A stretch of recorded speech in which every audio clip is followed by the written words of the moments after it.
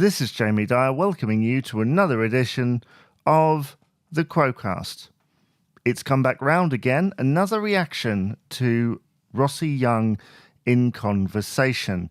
This is episode 6, and just before I get into this week's reaction, if you're new here and you're unaware of what I'm talking about, there is a series of YouTube videos called Rossi Young in Conversation, which have been released over several weeks now on the Francis Rossi YouTube channel, where Francis Rossi and Bob Young, his writing partner of many years, talk about their experience and sometimes as well the specific writing of songs. They're sort of 2 to 3 minute clips, very short, but sometimes there's a lot of information packed in there, which I try and analyse to the best of my ability.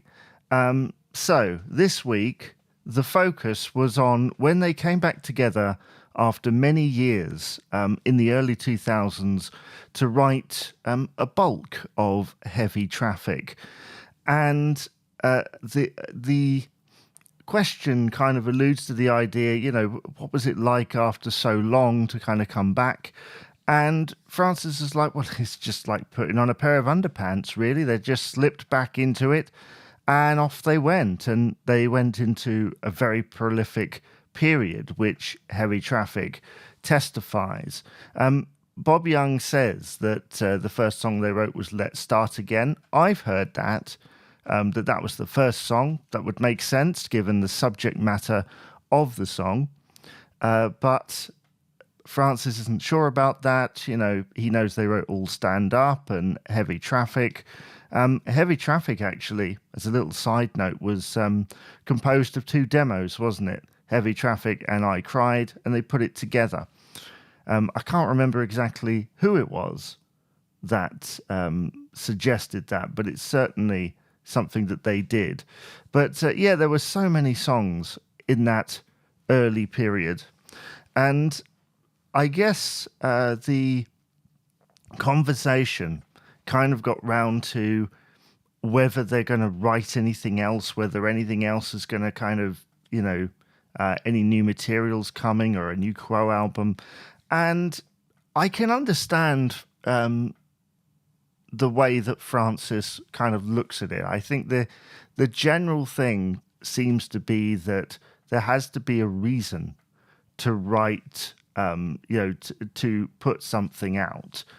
And certainly with them, you know, it sounds like they're still writing stuff. Things are still coming out, but it's not for any particular project. There's nothing really in the pipeline in that thing because it does cost a lot of money, I guess, to record, to put out an album, you know, and they've got to make their costs back. And in the age of streaming, with the likes of Spotify and Amazon Music, etc., where artists get paid pretty much a pittance for sometimes thousands, millions of streams, I can understand why they wouldn't. I mean, the last album was like a number 6 album chart hit, but the thing is, the number of sales isn't quite as many as it used to. I would imagine it's a much lower number these days for charting.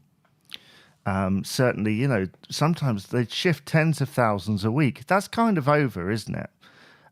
But I can understand why he would think that there'd need to be a specific project and a purpose rather than just here's a new Quo album. Because I guess when you've had, well, 33 studio albums and dozens of live albums, compilations, you know, and they've gone through many years of trying to stay in the limelight, you know, throughout the many decades. The kind of comeback in '86 after the end of the Road tour, the anniversary waltz into like Rock Till You Drop, and then the covers albums, and then, you know, the resurgence of Heavy Traffic, which, while wasn't really commercially successful, from a fan and a publicity point of view, Heavy Traffic I'm talking about, it's just, it's not really like that anymore. They're sort of in a different phase of their career where it's kind of winding down, and they've said that, I think, recently in videos, haven't they, in interviews and things, that the live performances are kind of winding down. And certainly when it comes to live performance, sometimes you do live performance to promote an album. Well, if they put an album out and they're not doing live performance anymore, like, how are they going to shift more copies, sort of thing? That's kind of one of their things. Yeah, I can see why.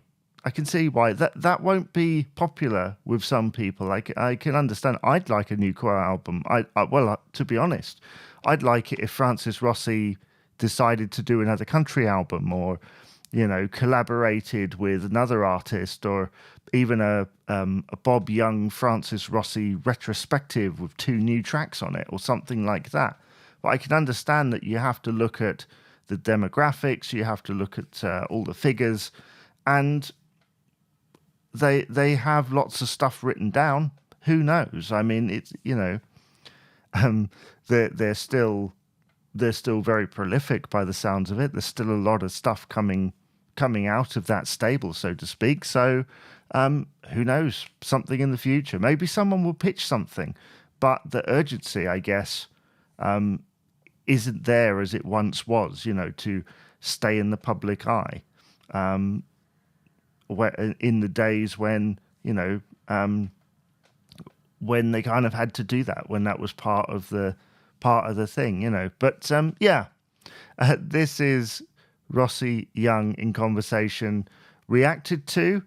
What do you think?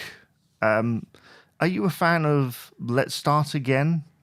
Is that a song that you've heard? I think it's on the deluxe edition, recent re-release of Heavy Traffic.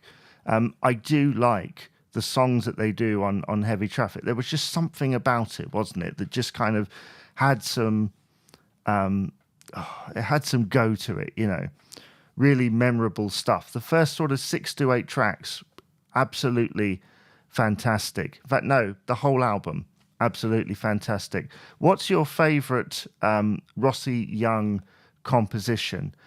Do let me know via all the usual channels. I look forward to seeing what they talk about next week, and I'll see you again for another episode of the Quo-Cast.